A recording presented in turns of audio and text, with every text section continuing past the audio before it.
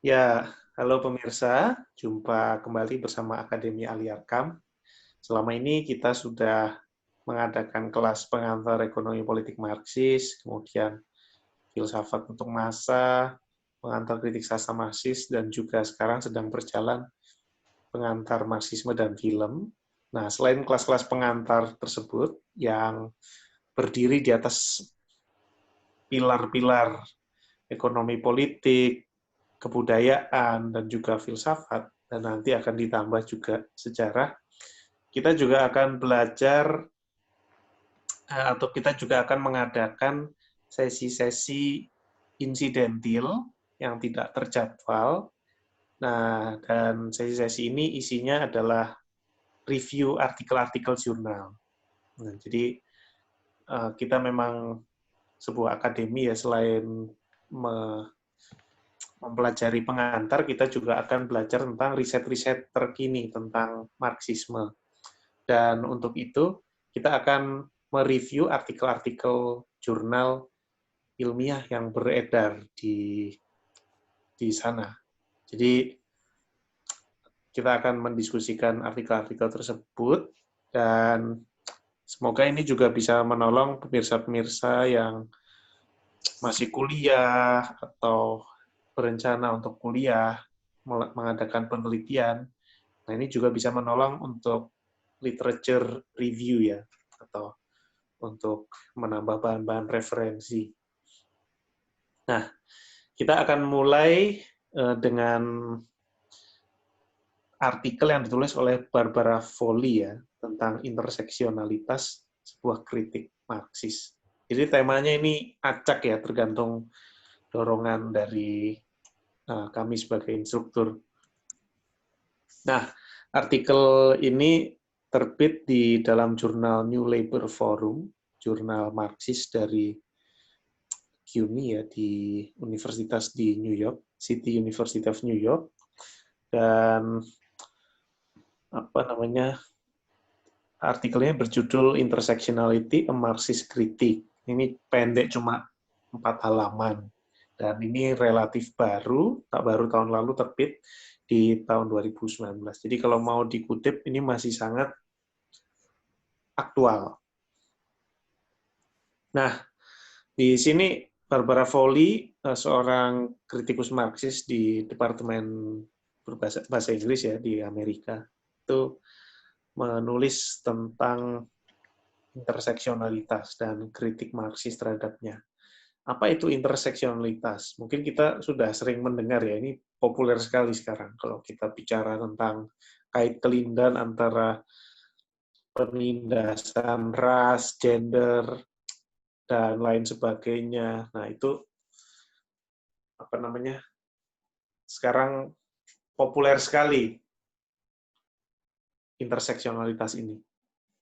Dia adalah cara berpikir tentang hakikat dan penyebab ketimpangan sosial yang mengusulkan bahwa efek-efek berbagai bentuk penindasan itu bersifat kumulatif dan saling terjalin. Jadi, seperti namanya, itu semua saling berinterseksi, begitu ya, saling terjalin antara penindasan rasial, penindasan gender, dan lain sebagainya. Nah, jadi ada 2 atau lebih bentuk penindasan, seperti dan saling terjalin antara seperti rasisme atau seksisme, ya, diskriminasi gender, kemudian homofobia, diskriminasi terhadap orang-orang gay, disabilisme, diskriminasi terhadap orang-orang difabel, diskriminasi agama, dan juga ya ini biasa mereka sebut klasisme ya, diskriminasi kelas. Nah, ini dan 2 atau lebih bentuk penindasan seperti ini itu bisa dialami secara simultan, bisa apa namanya, kumulatif begitu dan saling terjalin. Nah, kita akan membahas tentang interseksionalitas di sini, atau lebih tepatnya Foley membahas apa pertanyaan-pertanyaan dan solusi yang diajukan oleh interseksionalitas ini, dan ataupun yang sebetulnya dihambat oleh mereka. Nah, kita mulai dari pionir-pionirnya dulu. Ini ada ya tokoh-tokoh dulu ya.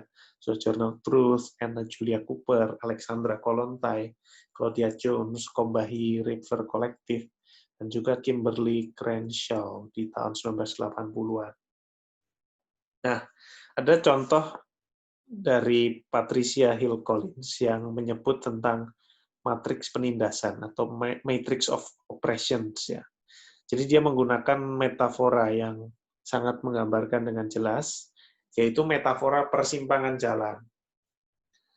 Nah, misalnya ada jalan A dan jalan B. Jalan A ini ras misalnya, dan jalan B itu gender.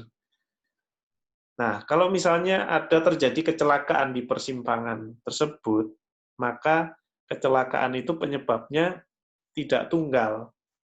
Karena apa? Karena butuh ada dinamika atau pergerakan dari kedua jalan itu, sehingga pada akhirnya terjadi kecelakaan di persimpangan. Nah, ini yang disebutnya sebagai matriks penindasan. Jadi penyebabnya itu tidak tunggal. Nah, pertanyaan dari kubu Marxis, karena narasi tersebut kan sebetulnya secara implisit mengkritik Marxisme juga ya. Apa namanya? Bukan cuma karena kapitalisme begitu. Nah, tapi kalau pertanyaan dari Barbara Foley yang Marxis, siapa? Kita perlu bertanya, siapa yang menciptakan jalan-jalan ini? Oke, memang ada persimpangan jalan, ada jalan A, jalan B, tapi siapa yang menciptakan jalan-jalan ini?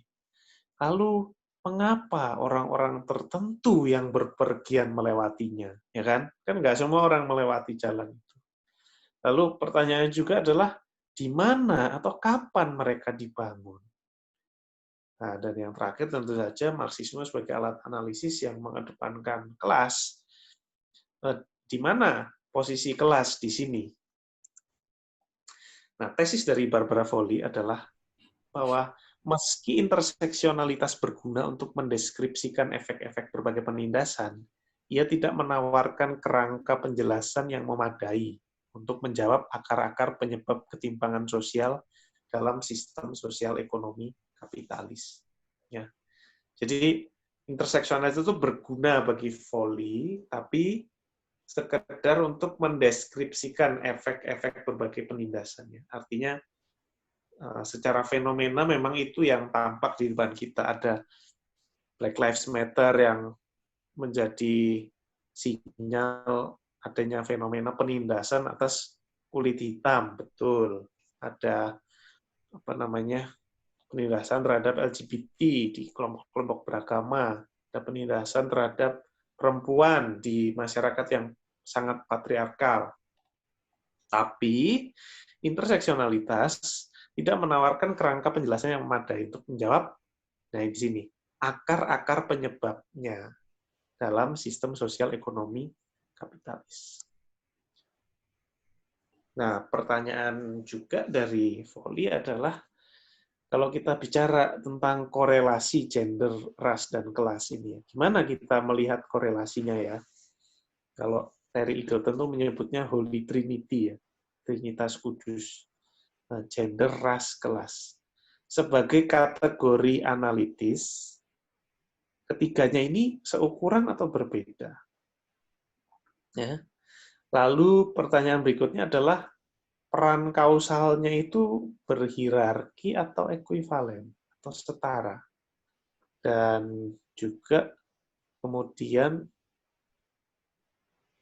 kalau menurut Foley, beberapa sebab ini mestinya lebih berprioritas daripada lainnya. Ya. Jadi tidak ekuivalen sebetulnya peran kausalnya. Nah, disinilah muncul karakter Marxis dari analisisnya, yaitu klaim Marxis tentang superioritas analisis kelas dan pembedaan antara penindasan dengan eksploitasi.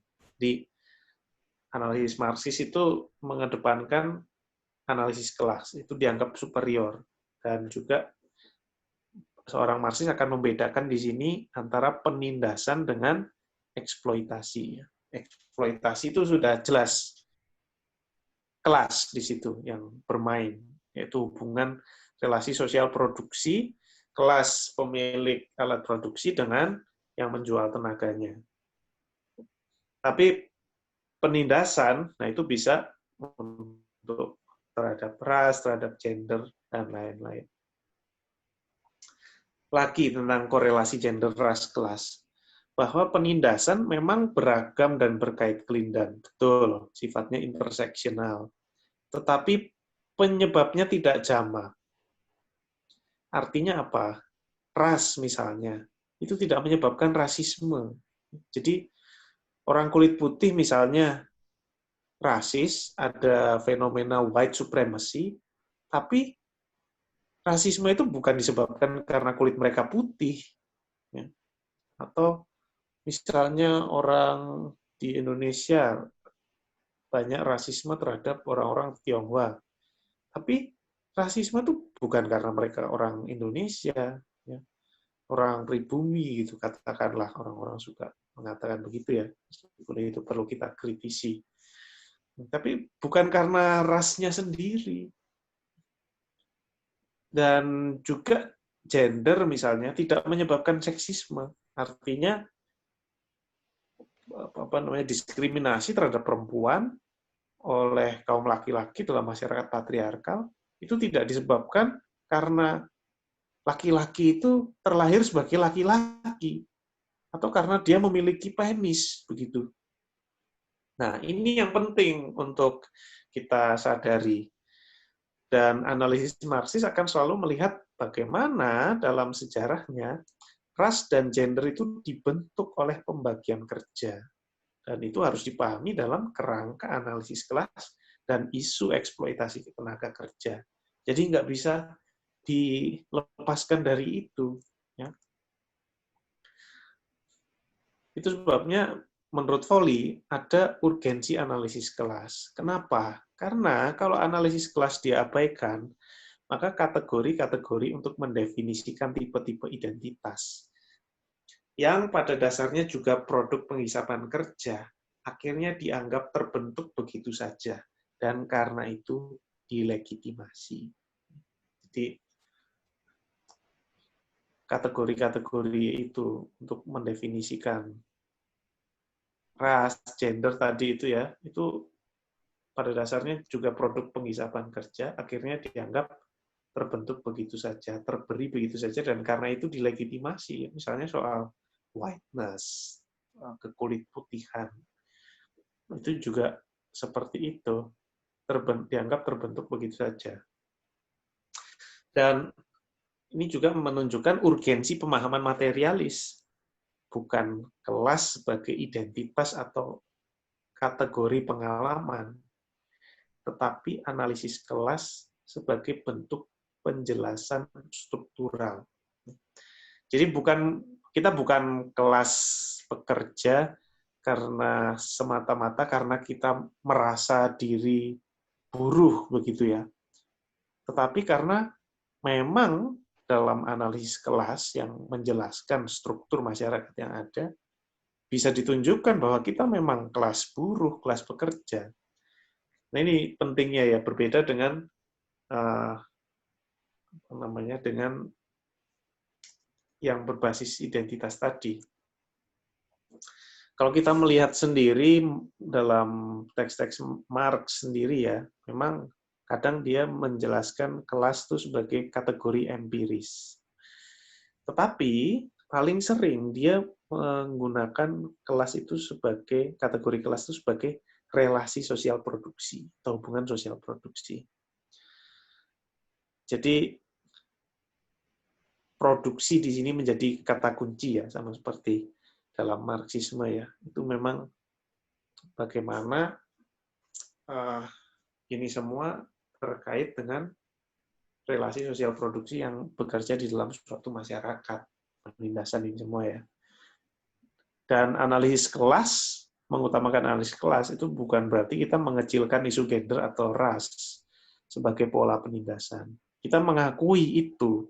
Seorang Marxis akan mengakui itu, bahwa memang betul ada penindasan gender, penindasan terhadap perempuan, penindasan terhadap ras kulit hitam. Tapi pembedaan antara eksploitasi dan penindasan ini akan membuka jalan menuju pemahaman tentang akar-akar material dari berbagai bentuk penindasan. Dan di sini juga istilah klasisme ditolak ya. Kalau tadi disebut ada diskriminasi ras, nah itu dianggap itu konsep yang rancu ya. Nah, karena kita menjadi kelas borjuis atau pekerja itu bukan masalah prasangka. Sekali lagi, bukan masalah pengalaman pribadi, tetapi masalah struktur sosial yang diungkap melalui analisis kelas. Dan dalam Marxisme, justru kita malah mendorong diskriminasi kelas atau antipati kelas ya. Harus jelas posisinya. Siapa yang borjuasi, siapa yang proletariat.